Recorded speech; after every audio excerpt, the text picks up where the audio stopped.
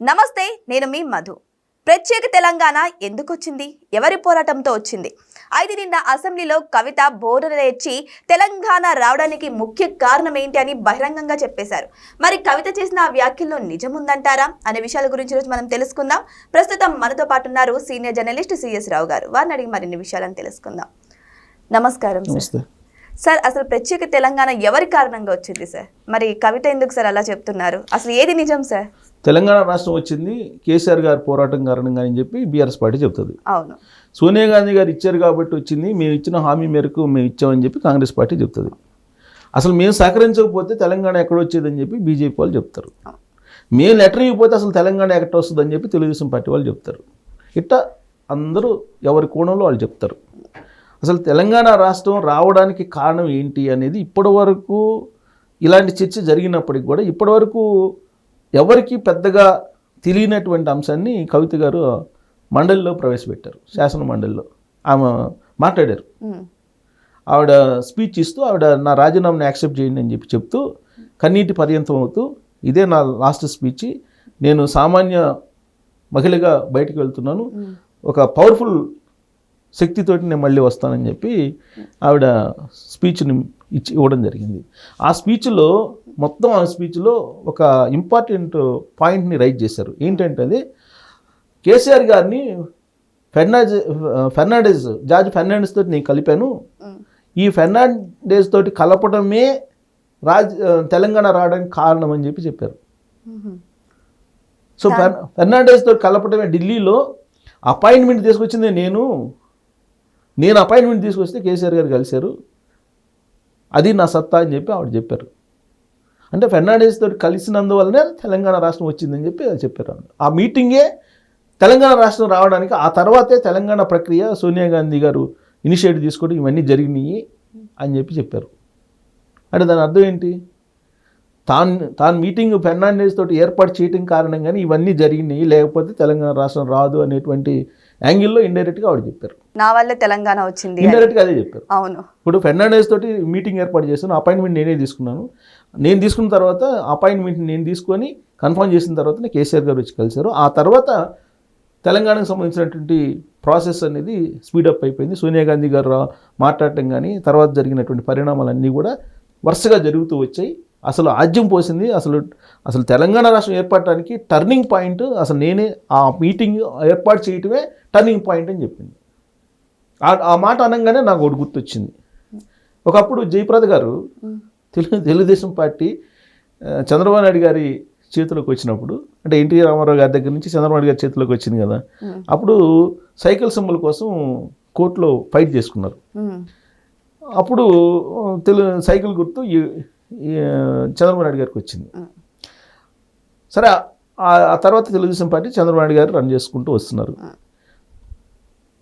జయప్రద గారు తెలుగుదేశం పార్టీలో ఉండేవాళ్ళు, మహిళా అధ్యక్షురాలుగా పనిచేశారు. తర్వాత రాజ్యసభ అయ్యారు. అంతా ఆవిడ అప్పుడప్పుడు చెబుతుండేవాళ్ళు అనమాట ఎవరికన్నా, అసలు నేను లేకపోతే తెలుగుదేశం పార్టీ ఎక్కడ ఉందని, నా కారణంగానే తెలుగుదేశం పార్టీ నిలబడింది అని చెప్పి చెబుతుంటారు.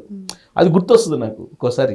అంటే కవిత గారు చెప్పిన దాన్ని బట్టి జార్జ్ ఫెర్నాండెస్ తోటి మీటింగ్ ఏర్పాటు చేయటమే తెలంగాణ రాష్ట్రం రావడానికి కారణం, అది నేనే చేశానని చెప్తున్నారు ఆవిడ. ఇప్పటి వరకు బీఆర్ఎస్ పార్టీ వాళ్ళు కానీ లేదంటే కేసీఆర్ గారి అభిమానులు కానీ చెప్పేది ఏంది, పులి నోట్లో తలబెట్టి దీక్ష చేయటం కారణంగా తెలంగాణ వచ్చింది అని చెప్తారు.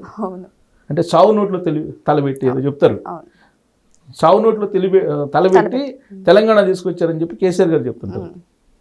ఇదే కేటీఆర్ గారు, హరీష్ గారు వాళ్ళందరూ చెప్తూ ఉంటారు, తెలంగాణ ఉద్యమం కారణంగానే వచ్చింది, కేసీఆర్ గారు ఉద్యమం కారణంగానే వచ్చింది అని చెప్పి.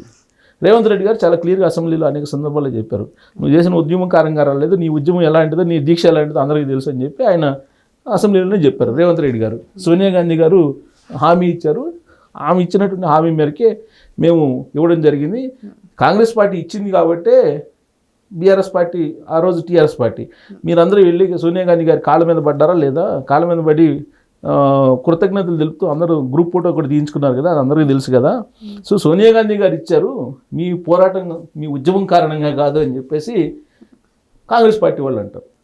తెలంగాణ వాళ్ళు అంటారు, బీఆర్ఎస్ పార్టీ వాళ్ళు, తెలంగాణ వచ్చింది కాంగ్రెస్ పార్టీ ఇచ్చినప్పటికి కూడా లేటుగా ఇచ్చింది, అందుకనే చాలామంది చనిపోయారు అని అంటారు వాళ్ళు.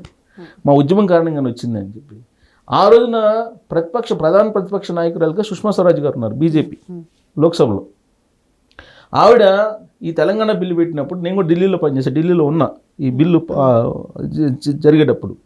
ఆవిడేమన్నారు, ఈ చిన్నమ్మను మర్చిపోవద్దు, తెలంగాణ ప్రజలు, తెలంగాణ మేము కూడా ఇస్తున్నాము అని చెప్పి. యాక్చువల్గా బీజేపీ నినాదం కాకినాడ తీర్మానం ఏంటంటే ఒక ఓటు 2 రాష్ట్రాలు అనేది తీర్మానం వాళ్ళది.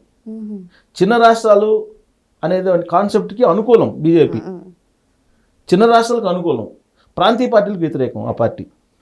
బీజేపీ సిద్ధాంతం అది, బీజేపీ సిద్ధాంతం అది. అందుకే ప్రాంతీయ పార్టీలను వరుసగా దేశంలో దాదాపుగా నలిఫై చేసుకుంటూ వస్తున్నారు. చిన్న పార్టీలకు వ్యతిరేకం, చిన్న రాష్ట్రాలకు అనుకూలం.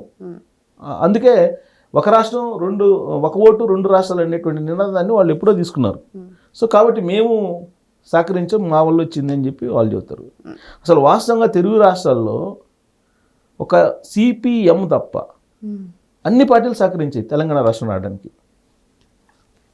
ఒక్కొక్కరు ఒక్కొక్క రేంజ్లో రెస్పాండ్ అయ్యారు, సహకరించారు. తెలుగుదేశం పార్టీ చంద్రబాబు నాయుడు గారు లెటర్ ఇవ్వకపోతే రాదు, వచ్చే అవకాశమే లేదు. కాకపోతే చంద్రబాబు నాయుడు గారు ఎప్పుడు కూడా తెలంగాణని వ్యతిరేకించాలి. ఆయన ఆల్రెడీ లెటర్ ఇచ్చారు, ఆ లెటర్ చాలదు అని చెప్పి మళ్ళీ లెటర్ ఇచ్చారు. మళ్ళీ లెటర్ ఇప్పుడు ఇచ్చారు, 2009లో ఇచ్చారు. మహాకూటమి ఏర్పడింది అప్పట్లో. మహాకూటమి ఏంటి, అప్పుడు టీఆర్ఎస్ పార్టీ, తెలుగుదేశం పార్టీ, కమ్యూనిస్టులు అందరూ కలిసి మహాకూటమికి ఏర్పడ్డారు. చంద్రబాబు నాయుడు గారు తెలంగాణ ద్రోహి అంటారు కదా వీళ్ళు. తెలంగాణ ద్రోహి అయితే 2009లో పొత్తు ఎందుకు పెట్టుకున్నావు తెలుగుదేశం పార్టీతో కలిసి? టీఆర్ఎస్ పార్టీ పొత్తు పెట్టుకుంది కదా. చంద్రబాబు నాయుడు గారి నాయకత్వాన్ని అన్ని మీటింగుల్లో ప్రశంసించారు కదా కేసీఆర్ గారు. కానీ ఇప్పుడు చంద్రబాబు నాయుడు గారిని ఆయన తెలంగాణ ద్రోహి అంటారు.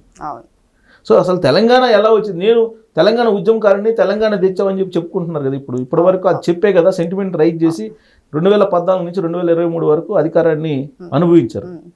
అసలు ఈ మొత్తం వ్యవహారం అనేది ఇప్పుడు కవిత గారు బయట పెడుతున్నారు. కవిత గారు వరుసగా చెప్తున్నారు కదా, 10 సంవత్సరాల్లో మీరు ఏం చేశారు, బీసీలకు ఏమైనా చేశారా, దళితులకు ఏమైనా చేశారా, అసలు మీరు చేసిన అవినీతి, ఎవరెంత అవినీతి చేశారని మొత్తం బయట పెడుతున్నారు. కేసీఆర్ గారు చుట్టూ ఉంది దెయ్యాలు, ఆ దెయ్యాలు పని పట్టాలి, లేదంటే కేసీఆర్ గారు లాభం లేదు, అసలు అసెంబ్లీకి ఎందుకు రావట్లేదు కేసీఆర్ గారు, అసెంబ్లీకి రాకపోతే బీఆర్ఎస్ పార్టీ ఖతం అని చెప్పి ఆవిడే చెప్తున్నారు. కవిత గారు చెప్తున్నారు కదా. అసలు బీఆర్ఎస్ పార్టీకి సిద్ధాంతం లేదు, అది అసలు ఆ పార్టీ అనే దానికి నైతికత లేదని చెప్పి, నైతికత లేనటువంటి పార్టీ అని చెప్పి చెబుతున్నారు ఆవిడ. ఇక్కడ చూస్తే కేసీఆర్ గారు తెలంగాణని మళ్ళీ అడ్డం పెట్టుకొని మళ్ళీ రాజకీయాన్ని ముమ్మరం చేయాలని చూస్తున్నారు, మళ్ళీ అధికారంలోకి రావాలని చూస్తున్నారు. ఇక్కడ చూస్తే సొంత కూతురే తండ్రి వల్ల రాలేదు తెలంగాణ అని చెప్పేసి ఇండైరెక్ట్ గా మాట్లాడుతున్నారు. అసలు అదే కాదు, రీసెంట్ గా 1 వీక్ ఏమో అయింది, ఆవిడ ఇంకో స్టేట్మెంట్ కూడా ఇచ్చారు. తాను ముఖ్యమంత్రి అయితే 2014 నుంచి ఏమేమి జరిగింది మొత్తం ఎంక్వైరీ చేస్తానన్న ఆవిడ. అండ్ 2014 నుంచి ఎవరున్నారు ముఖ్యమంత్రిగా? తండ్రే కదా ఉన్నారు, కేసీఆర్ గారు ఉన్నారు, తండ్రి. ఆయన మీద ఎంక్వైరీ చేస్తానన్నారు కదా. మరి 2014 నుంచి 2023 దాకా ఏమేమి జరిగింది మొత్తం ఎంక్వైరీ చేస్తానన్నారు ఆవిడ. మొత్తం ఏం జరిగింది అనేది మొత్తం చెప్తున్నారు ఆవిడ. తెలంగాణకి అన్యాయం చేశారు, బీఆర్ఎస్ పార్టీ నాయకులు అన్యాయం చేశారు, ఎవరెవరు ఏం చేశారు అనేది ఆవిడే చెప్తున్నారు. సో ఇప్పుడు కొత్తగా ఒక అంశాన్ని ఫెర్నాండెస్ తోటి నేను ఇంటర్వ్యూ పెట్టబట్టే తెలంగాణ వచ్చిందని చెప్పి ఆవిడ చెప్తున్నారు. ఇది కొత్త అంశం, ఇంకా మార్కెట్లో, రాజకీయ మార్కెట్లో ఇంకా ఇది ఇంకా వైరల్ కాల అవుతుంది.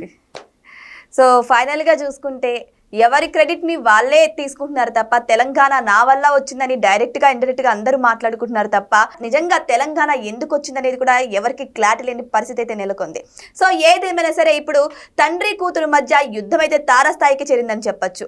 తండ్రి యొక్క రహస్యాలను నేరుగా బయట పెడుతున్నారు కవిత గారు. మరి ఈ తారస్థాయికి చేరుకున్నటువంటి ఈ వార్తలు మరింత ఊపందుకుంటాయో వెయిట్ చేసి చూడాల్సిందే. Thank you so much. Thank you.